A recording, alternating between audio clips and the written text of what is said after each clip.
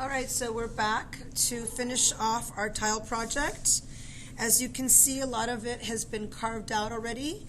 And what you want to do is make sure that you have a nice shadow line drop along all your main parts. When you're done doing that and you're happy with your level, this background should all be even in drop and even in the levels that you've dropped too.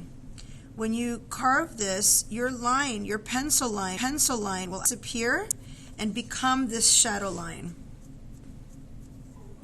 So you can decide to leave the texture into the background, which I often do because I like the way it looks when you put glaze and wipe it back. It really accentuates and emphasizes those carved lines. But if you don't like the lines or the texture in there, you can take a paintbrush, a little bit of water, and you can go in here and start smoothing it out with a paintbrush. Sometimes I'll also use my finger to smooth this background out. And you can see that already a lot of this texture is starting to smooth away. I'm going to keep doing this, but I don't want you to have to watch me do it. So after you've dealt with your background like this, you want to take your pencil, okay, and take your pencil, and you're going to go and outline your entire main subject. You want to do it deep enough that when you're done, the glaze will drop into that area and create a really beautiful black outline.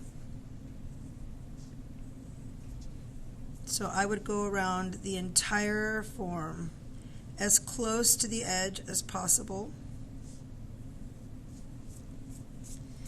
I would also like for you guys to do the edge of your border. So you're going to get your ruler back in there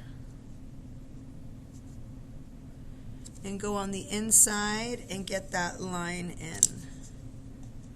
Careful not to go too deep. You don't want to go through the back of your tile.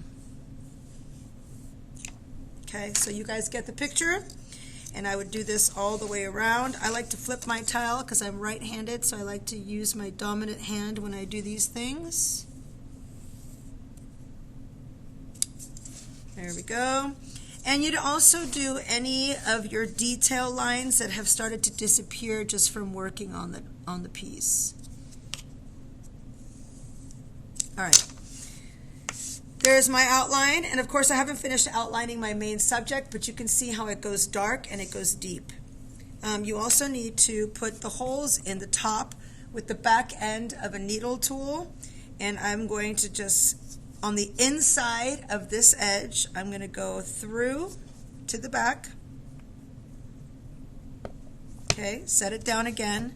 You have to kind of start this when it's on the board, on the table, and go all the way through. Your holes should be pretty even as far as how far in they go. Don't go too close to the edge or it'll break right through. That's really important. Do not go too close to this edge or it'll break right through. The very last couple of things that we will do is you'll take a sponge and you'll smooth your edges out, being very, very careful because this tile is super fragile at this point.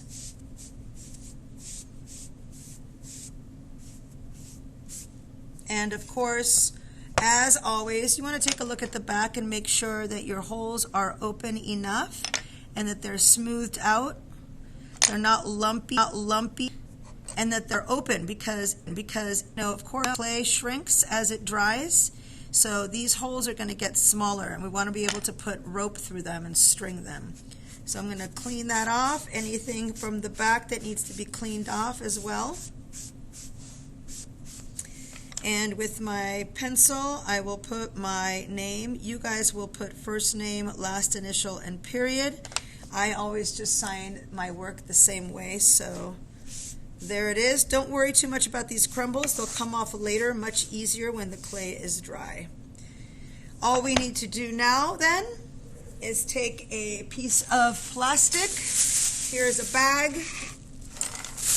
You would set this on a flat shelf or flat board. Don't open the bag. You're just going to want to keep it closed. Smooth it on top, and then put a weight on top of that. You guys would use a board, all those small boards that I've been cutting, but I don't have a board with me right now, so I'm just going to put that on there just like that, and it stays like that to dry until it's completely dry and goes into the fire. And that is the end of the tile project.